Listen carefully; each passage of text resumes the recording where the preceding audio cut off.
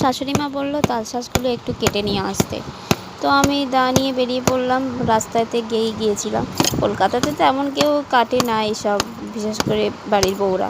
কিন্তু যাই হোক, আমার বাবার এইগুলো কাটাকুটি করতে ভালোই লাগে। বেশি অবশ্য কাটতে পারি না, কাটলেই আমার হাতের চামড়া খুব নরম, তো কেটে যায়, খুব ব্যথা লাগে। তো উনি বলল, উনি অত কাটতে টাটতে পারে না।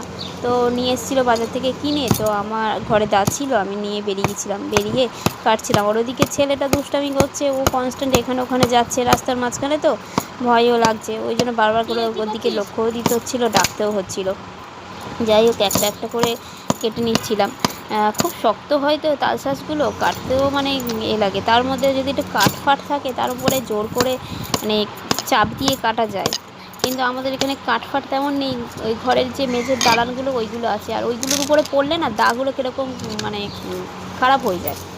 তাও ওরকমভাবে কাটছিলাম। আর লাস্টের তালশাঁসটা কিছুতেই কাটতে আর পারছি না।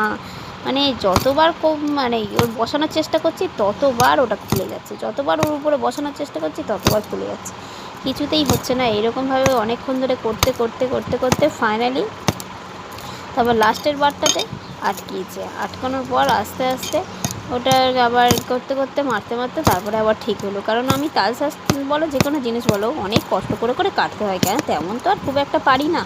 তো যাই হোক, অনেক চেষ্টা করে করে কাটতে হয়। তা তিনটেই নিয়ে এসেছিলাম, আর তিনটেই ভালো করে কেটে নিয়েছি। যাই হোক, ফাইনালি তিনটে থেকে ভালো তালশাঁস পেয়েছিলাম। তবে আগেকার দিনে বেশি তালশাঁসে না বেশি শ্বাস ছিল।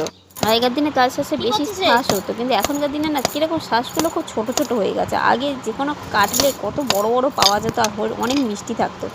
এবারে তালশাঁসটা মোটামুটি মিষ্টি ছিল, সেরকম খুব একটা মিষ্টি ছিল না।